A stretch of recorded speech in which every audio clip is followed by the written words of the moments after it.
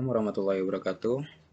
Perkenalkan, nama saya Muhammad Raihan Ananda dengan NIM 2100542 dari program studi Teknik Sipil A. Kali ini saya akan mempresentasikan tentang artikel yang saya buat, yaitu dengan judul Pengaruh Pembelajaran Bimbel Siswa SMA terhadap Pemahaman Materi Pembelajaran di Sekolah. Pendahuluan. Pendidikan merupakan suatu proses berkelanjutan mengandung unsur-unsur pengajaran, pelatihan, bimbingan, dan pimpinan dengan tumpuan khas kepada pemindahan berbagai ilmu, nilai agama, dan budaya serta kemahiran yang berguna untuk diaplikasikan oleh individu, pengajar atau mendidik kepada individu yang memerlukan pendidikan itu. Hal ini sejalan dengan pengertian pendidikan yang tertuang dalam Undang-Undang Republik Indonesia Nomor 20 Tahun 2003 tentang Sistem Pendidikan Nasional pada pasal 1 ayat 1 yang berbunyi, pendidikan adalah usaha sadar dan terencana untuk mewujudkan suasana belajar dan proses pembelajaran agar peserta didik aktif mengembangkan potensinya untuk memiliki kekuatan spiritual keagamaan, pengendalian diri, kepribadian, kecerdasan, akhlak mulia, serta keterampilan yang dia perlukan dirinya, masyarakat, bangsa, dan negara. Pendidikan yang dimaksud di sini adalah pendidikan non-formal, yaitu setiap kegiatan pendidikan yang terorganisir yang diselenggarakan di luar sistem formal, baik tersendiri maupun merupakan bagian dari suatu kegiatan yang luas, yang dimaksudkan untuk memberikan layanan kepada sasaran didik tertentu dalam mencapai tujuan-tujuan belajar. Menurut Philips H. Holmes, bimbingan belajar atau private dapat berperan dalam membantu siswa-siswi SMA yang akan meneruskan pendidikannya ke jenjang yang lebih tinggi. Karena bimbingan belajar berdasarkan Undang-Undang Nomor 20 Tahun 2003 Pasal 26 Ayat 4 ialah satuan pendidikan nonformal terdiri atas lembaga kursus, lembaga pelatihan, kelompok belajar, pusat kegiatan belajar masyarakat, dan majelis taklim, serta satuan pendidikan yang sejenis. Bimbingan belajar atau bimbel merupakan salah satu contoh dari lembaga kursus. Adanya bimbel ini sesuai dengan pasal 26 ayat 5 ialah untuk membantu peserta melanjutkan pendidikan ke jenjang yang lebih tinggi.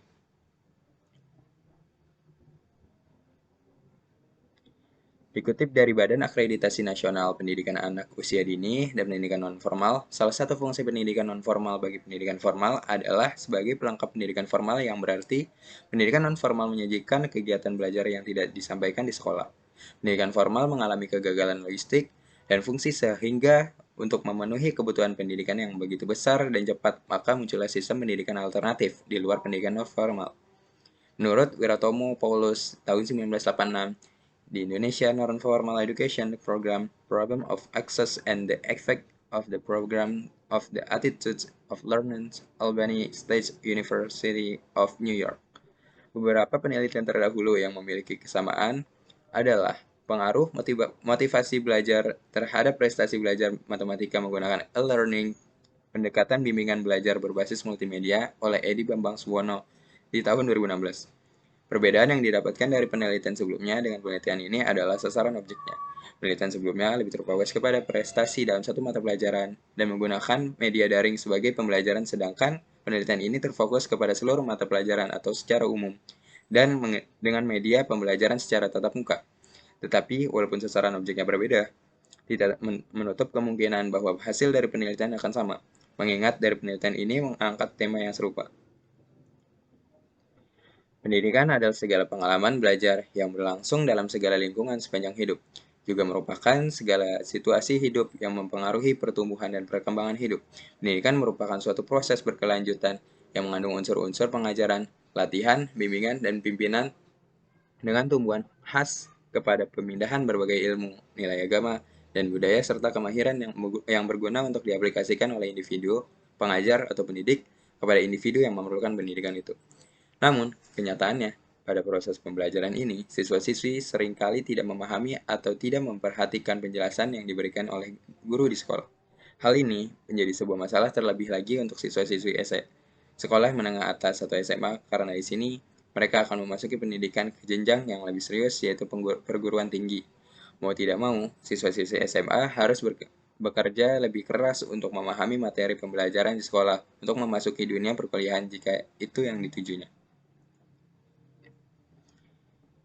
Dari penelitian ini didapatkan mempunyai tujuan, yaitu satu, untuk mengetahui Pandangan siswa-siswi SMA terkait bimbingan belajar.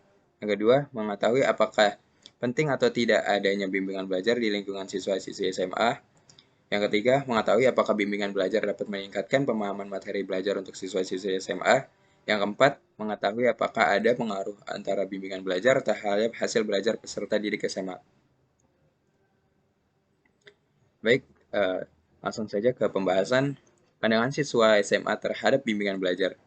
Dari hasil survei yang dilakukan dapat terlihat pada diagram di samping bahwa 76,7% atau 23 dari 30 responden berpandangan bahwa bimbingan belajar atau bimbel itu penting.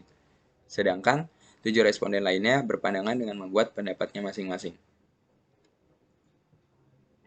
Terlihat tabel di samping ada 23 responden yang setuju dengan pentingnya bimbel di lingkungan SMA. Namun, ada yang berpendapat juga bahwa bimbingan belajar ini dikembalikan ke diri masing-masing. Dan juga ada yang tidak setuju dengan pentingnya bimbingan belajar di lingkungan SMA. Pengertian dari bimbingan belajar itu sendiri adalah suatu bantuan dari pembimbing kepada terbimbing, siswa, atau anak dalam menghadapi dan memecahkan masalah di dalam belajarnya. Pemberian bimbingan sendiri bertujuan untuk membantu anak-anak yang mengalami masalah di dalam memasuki proses belajar dan situasi belajar yang sedang dihadapinya. Dengan diberikan layanan bimbingan belajar, maka diharapkan peserta didik termotivasi dalam mencapai prestasi yang memuaskan dan mampu menerapkan ilmu pengetahuan yang didapat dari sekolahnya.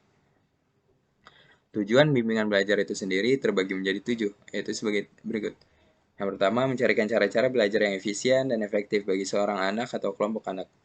Yang kedua, menunjukkan cara-cara untuk mempelajari sesuatu yang sesuai dan cara menggunakan buku pelajaran. Ketiga, membuat tugas sekolah dan mempersiapkan diri dalam ulangan dan ujian, baik tes tertulis maupun lisan.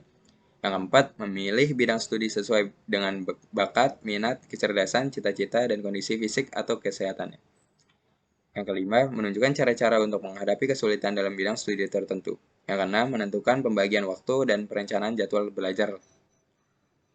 Yang ketujuh, memilih pelajaran tambahan baik yang berhubungan dengan pelajaran di sekolah maupun untuk pengembangan bakat dan karirnya di masa depan.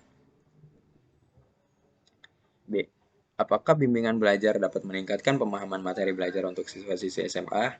Dari hasil survei yang dipaparkan, berupa tabel yang di bawah, seluruh responden yang berjumlah 30 orang berpendapat bahwa dengan mengikuti bimbingan belajar pemahaman siswa-siswi terkait materi pembelajaran meningkat.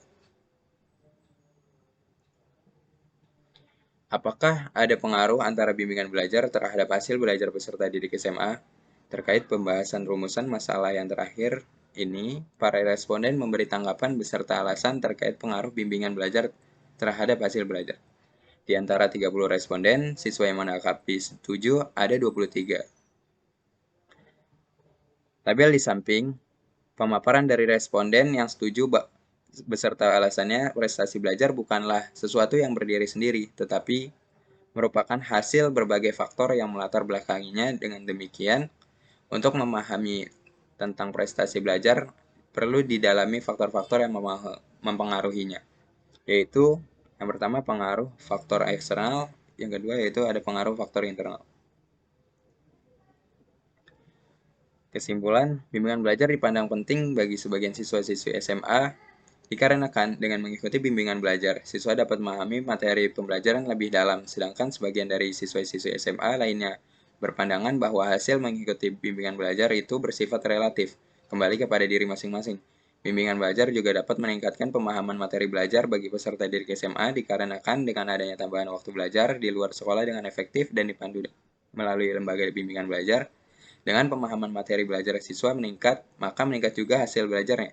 Secara langsung atau tidak langsung, bimbingan belajar mempengaruhi hasil belajar peserta didik SMA, karena dengan mengikuti bimbingan belajar siswa akan dipandu lebih intensif per siswanya dengan setiap sekelasnya memiliki siswa yang lebih sedikit dibandingkan kelas di sekolah. Siswa-siswi SMA setuju bahwa dengan mengikuti bimbingan belajar terdapat pengaruh yang cukup besar terhadap pemahaman materi pembelajaran, karena dengan mengikuti bimbingan belajar, siswa dipandu secara intensif oleh pengajar bimbingan belajar, sehingga siswa mendapat pemahaman lebih mendalam terkait materi yang sedang dipelajari. Mungkin Sekian yang dapat saya